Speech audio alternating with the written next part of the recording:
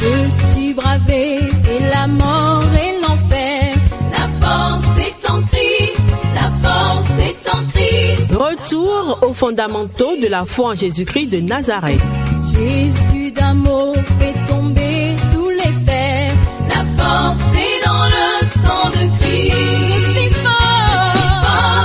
Retour aux fondamentaux de la foi en Jésus-Christ de Nazareth, une émission d'enseignement présentée par le pasteur Kétion Joseph. Oui, plus que vainqueur par le sang. Retour aux fondamentaux de la foi en Jésus-Christ de Nazareth, c'est tous les mercredis de 10h45 à 11h15 sur Radio Évangélique Maranatha. Veux-tu du ciel t'approcher chaque Bonne écoute à vous. jour?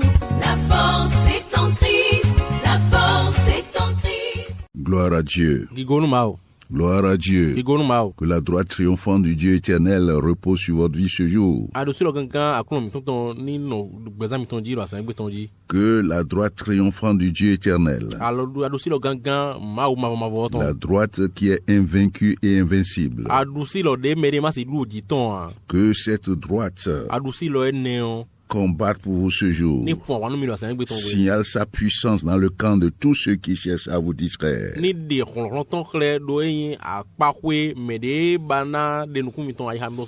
que la lumière de Dieu, la lumière salvatrice de Christ, la véritable lumière qui venant dans ce monde éclaire tout homme, vous rencontre ce matin, vous illumine, chasse les ténèbres de vos vies. Que toutes ténèbres soient chassées de vos vies. Ténèbres morales. Ténèbres morales. Ténèbres intellectuelles. Et les ténèbres démoniaques. Que les chaînes soient brisées.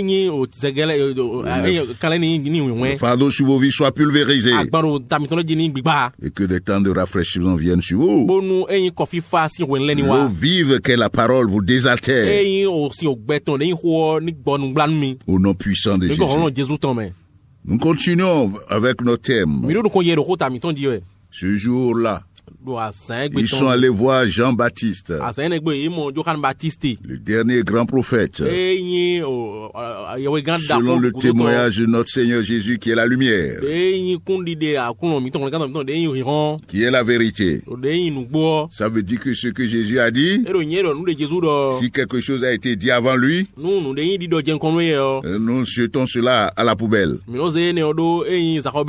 nous recevons et nous acceptons ce que Jésus a dit. Jésus parlant de Jean-Baptiste, tous ceux qui sont nés des femmes, il n'y en a pas aussi grand que Jean-Baptiste. Et c'est lui qui rend le témoignage. Il est lui qui a rendu le témoignage. Dit l'agneau de Dieu qui ôte les péchés du monde. Et nous avons dit la pertinence de ce sujet, de ce thème, tient à ce que, en tout cas, prend sa source dans la vérité de l'évangile. Christ est mort pour nos péchés selon les Écritures. Et Christ a été enseveli. Le troisième jour, Jésus-Christ est ressuscité. Il vit à jamais. De quel Christ parle-t-on? Puisqu'aujourd'hui, il y a beaucoup de Christ qui sont enseignés dans les loges des temples, dans certaines religions.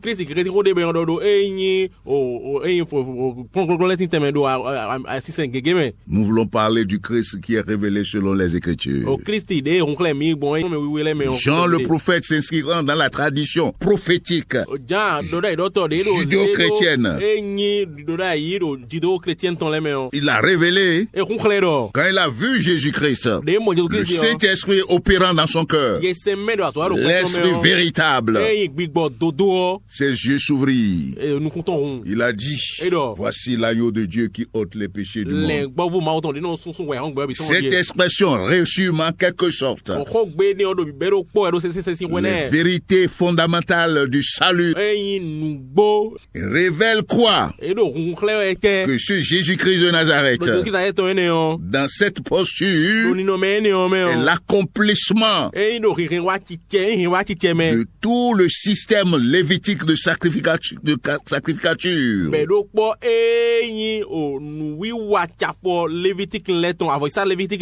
C'est lui, Jésus-Christ de Nazareth. C'est de lui qu'il est question. Dieu étant le seul législateur ayant établi de façon souveraine la véritable victime, la personne qui, c'est-à-dire l'agneau de Dieu qui va venir après pour faire l'expiation pour nos vies. Ça anticipait cela déjà. Gloire à Dieu. Gloire à Dieu. Et nous avons dit quoi encore? Que Jésus-Christ de Nazareth, par cette expression, Jésus, l'agneau de Dieu, qui ôte les péchés du monde, nous avons dit quoi?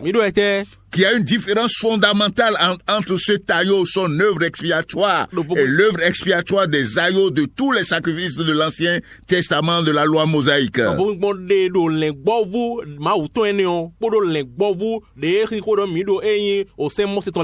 Puisque cet agneau de Dieu ôte les péchés. C'est-à-dire que les agneaux ou bien les boucs expiatoires dans l'Ancien Testament ne font que couvrir le péché.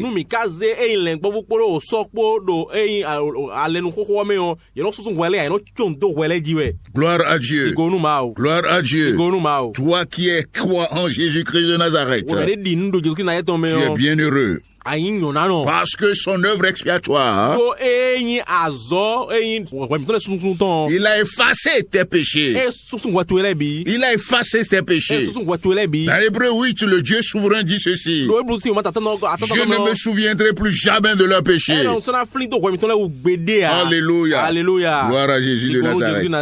Et donc, nous avons commencé à lire Ésaïe parce que c'est l'accomplissement également des prophéties des grands prophètes de l'Ancien Testament. Et nous avons dit, Moïse en tant que prophète a parlé de lui.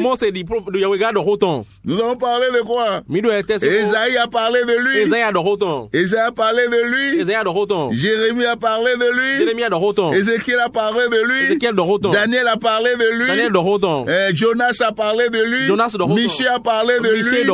Les grands prophètes comme les petits prophètes, tous ont parlé de lui. Et le dernier grand prophète, Jean-Baptiste, met le cachet maintenant. Gloire à Dieu. Et que lui-même, il s'est servi un peu déjà des révélations d'Ésaïe. Ésaïe nous l'a montré comment? Qu'il était l'agneau. Alléluia. Alléluia. La Bible dit, ce serviteur souffrant, dans les prophéties, des siècles avant l'arrivée de Jésus, il est dit, il s'est levé devant lui comme une faible plante. Il n'avait ni beauté ni éclat pour attirer les regards des hommes. Christ est méprisé. Méprisé. Abandonné des hommes.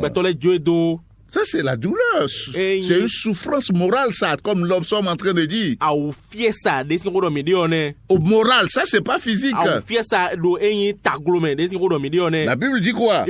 Homme de douleur, habitué à la souffrance, semblable à celui dont on détourne le visage. Il a dit que quand on le voit, on détourne le regard.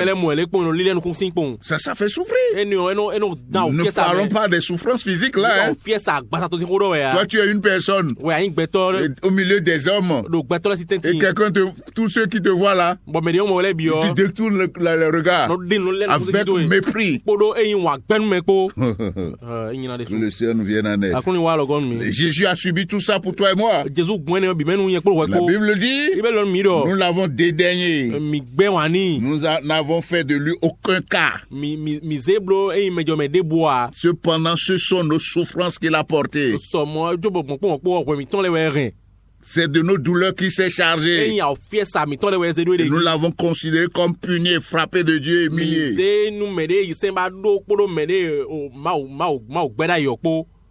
Vous voyez la souffrance morale qui est là?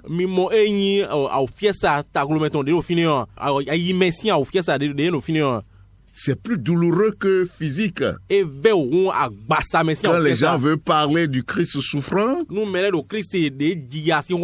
ils vont souvent parler de douleurs physiques. Les chicottes. Oui, ça fait mal. Mais ces douleurs morales, tu subis tout ça à cause des gens. Et ces gens-là te rejettent encore, se moquent de toi.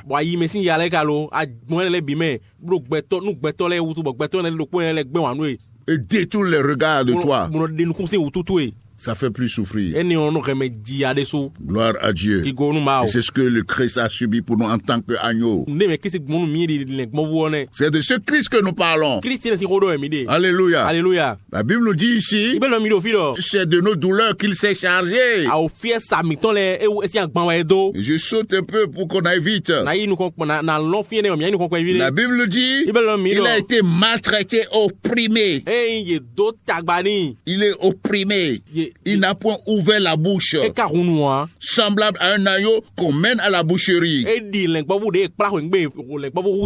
L'agneau de Dieu qui ôte les péchés du monde. Il est semblable à une brebis muette devant ceux qui l'attendent. Il n'a point ouvert la bouche. Et c'est ce que nous étions en train de dire quand nous introduisions cette étude. Il faut regarder à Christ. Il faut contempler Christ. Son chemin.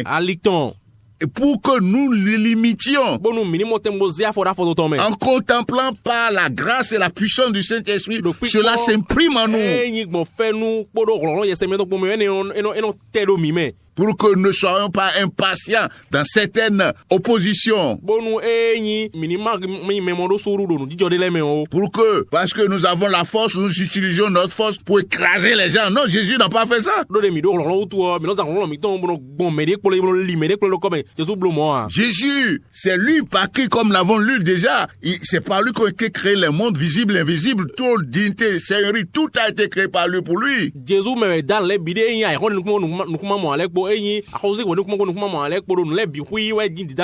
Jésus-Christ de Nazareth, d'un froncement de sourcils, pour faire précipiter tout l'univers dans le chaos. Mais le voilà là, maltraité. Et toi qui m'écoutes là, vous qui êtes dans ce monde-là, quand vous avez une petite force là, une petite autorité ou puissance là, vous devenez indifférent aux souffrances humaines. Vous utilisez vos forces pour briser les hommes. C'est pas le Christ que les Saintes Écritures nous ont montré ça. Où est-ce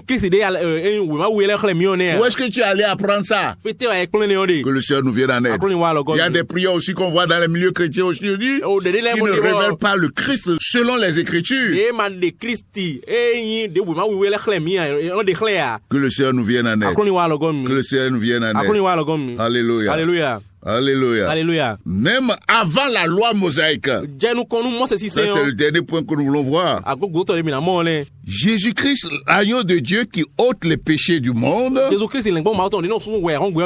doit aussi la délivrance du peuple d'Israël de la domination pharaonique. Comme nous l'avons vu dans Exode. Alléluia. Alléluia. Dans Exode 12, qu'est-ce que nous voyons? Grand Dieu, le souverain, le Dieu d'Israël. Le Yore-Ware. Le grand Dieu qui est avant le temps et l'espace. C'est-à-dire que lui, il est avant tous les commencements. Alléluia. Alléluia. Ce grand Dieu des cieux. La Bible, quand il a décidé de délivrer son peuple d'Israël, conformément aux promesses, conformément au serment qu'il a fait à Abraham, à Isaac et à Jacob, quand il a décidé de sortir le peuple et que Pharaon s'est opposé. Pharaon à l'époque c'était comme la première puissance au monde. Ce grand Dieu va choisir un éleveur avec un bâton d'éleveur pour réduire à néant toute la puissance de Pharaon. Alléluia. Alléluia. Alléluia. Alléluia. Réduire à néant la puissance nucléaire, la puissance des armes, des chars, de toute l'armée égyptienne à l'époque. Avec le bâton d'un éleveur. C'est ce Dieu-là que nous adorons, qui est puissant. Alléluia. Alléluia. La Bible nous dit, avant d'en arriver là, le Pharaon s'est opposé. Après avoir déployé différentes plaies sur l'Égypte pour forcer.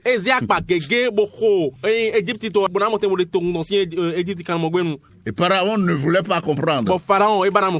Dieu a déployé une dernière puissance, une autre plaie. Quand Dieu a dit, si tu ne laisses pas partir mon peuple Israël, mon premier-né, je vais amener la destruction de tous les premiers-nés d'Égypte. Mais avant de partir, Dieu a indiqué quelque chose pour le peuple d'Israël. Il a dit de prendre quoi? Prendre un agneau, d'immoler l'agneau et de prendre le sang et de placer sur les frontons des maisons.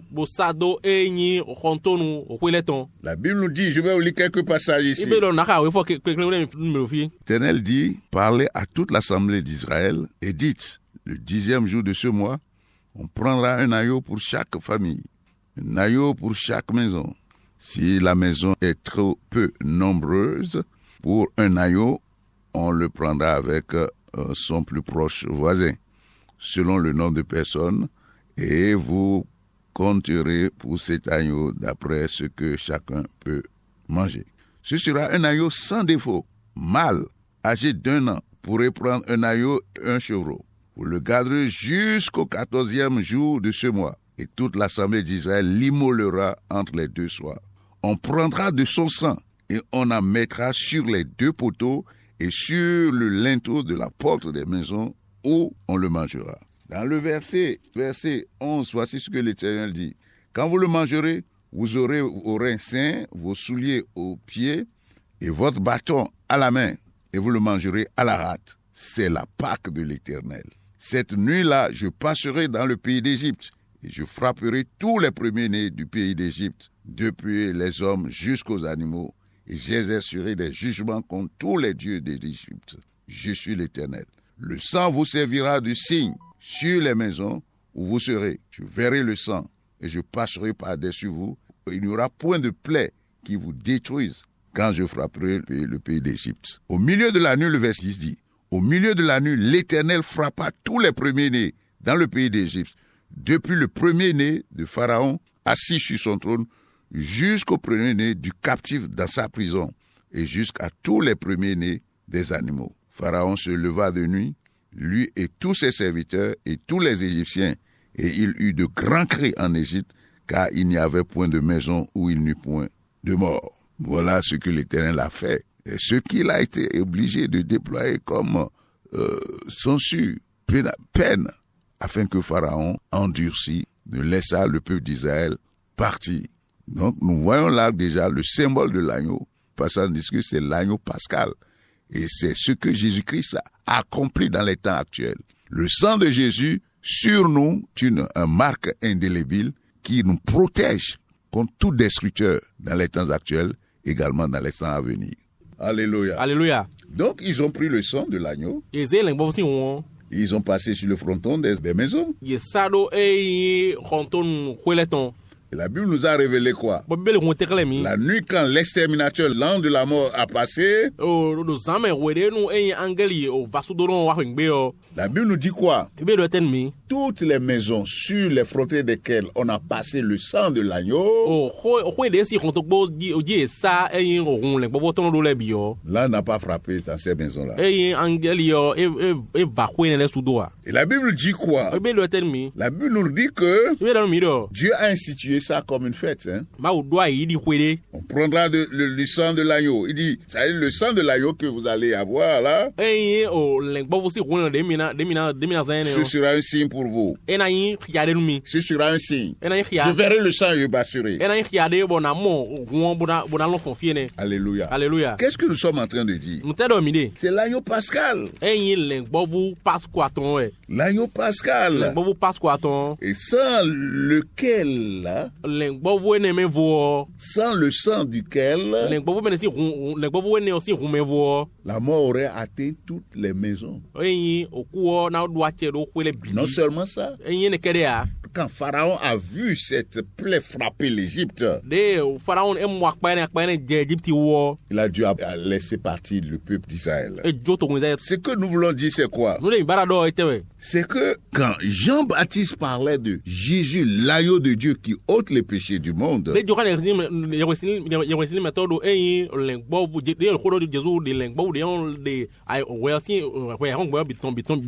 ça parlait aussi déjà de ceux, il s'inspirait déjà de cet événement. Gloire à Dieu. Ça veut dire quoi? Tu crois au sang de Jésus, tu crois au sacrifice de Jésus. Quand la mort va passer, verra le sang et tu vas échapper. Ça veut dire quoi? Par le sang de Jésus, tu as la vie, tu es sauvé, la vie éternelle, la mort n'a plus de pouvoir sur toi. Et c'est ça ce que, en cette expression, Jean anticipait déjà. Il nous donnait une révélation très profonde. Montrant quoi? Jésus-Christ, c'est l'accomplissement de l'agneau pascal. Premier épître de Paul aux Corinthiens. Comme je disais tantôt, Paul aussi a utilisé le terme. Dans premier épître de Paul aux Corinthiens, chapitre 5, verset 6. Et 7, voyons ce qu'il dit là. Il dit ceci: faites disparaître le vieux levain afin que vous soyez une pâte nouvelle. Puisque vous êtes sans levain, Christ, notre Pâque, a été immolé. Alléluia. Alléluia. Alléluia. Alléluia. Alléluia. Alléluia. Christ, notre Pâque, a été immolé. Donc, comme nous disions tantôt, cette expression montre quoi? Que Jésus-Christ, c'est l'accomplissement de tout ce qui est sacrifice. Et que son sang, c'est l'explication de tout ce qu'on appelle sang. Aspersion du sang dans l'ancienne alliance. C'est la réalité. Quand l'évangile dit que Christ est mort pour nos péchés selon les Écritures, enseveli le 3e jour, il est ressuscité. Le Christ dont il est question, c'est le Christ dont nous sommes en train de parler. Selon les Écritures. Selon les Écritures. Qui est l'accomplissement de l'agneau pascal, c'est-à-dire qui délivre de la domination. La domination du diable, le prince de ce monde, représenté par Pharaon en son temps. Alléluia. Alléluia. Ce taillot, qui est l'accomplissement de tous les sacrifices de l'Ancien Testament dans le culte lévitique. par lesquels les gens attiraient les regards de Dieu sur eux, les regards favorables de Dieu sur eux. Attestant aussi quoi? Que toi aujourd'hui, parce que tu as accepté cet agneau de Dieu, toutes les bénédictions qui étaient déjà en nombre dans l'Ancien Testament, tu deviens le récipiendaire de ces bénédictions. Du sacrifice de Jésus-Christ, du sang qui a été versé à la croix de Golgotha. Tu entres dans l'alliance, dans le sang de l'alliance que Jésus-Christ notre Seigneur, alléluia, a scellé. Jésus-Christ, agneau de Dieu qui ôte les péchés du monde, c'est l'accomplissement aussi de la rencontre entre le Père Abraham sur le mont, alléluia, où l'Éternel, pour le tester, lui avait demandé d'offrir son premier fils, le fils de la promesse Isaac. Et la Bible nous dit quoi? Au moment où il devait lever la main sur le petit Isaac, la voix de l'Éternel tourna des cieux. Arrête! Et la Bible a dit, tu as pourvu au bélier, au sacrifice. Alléluia. Et Jésus-Christ notre Seigneur, comme nous y verrons après, l'a dit à ses sacrificateurs et ses scribes dans Jean 8 que Abraham s'est réjoui de ce qu'il verrait son jour à lui. Où est-ce que Abraham a vu le jour du Christ? Dans ce bélier que Dieu a pourvu sur le mont Morija, le mont Morija. Alléluia. Il a émolé ça. Jésus-Christ, c'est de lui qu'il est question. C'est de ce Jésus que nous parlons. Et c'est ce Jésus-là que nous avons cru. Et c'est ce Jésus-là qui nous sauve. C'est ce Jésus-là qui nous a obtenu la rédemption éternelle.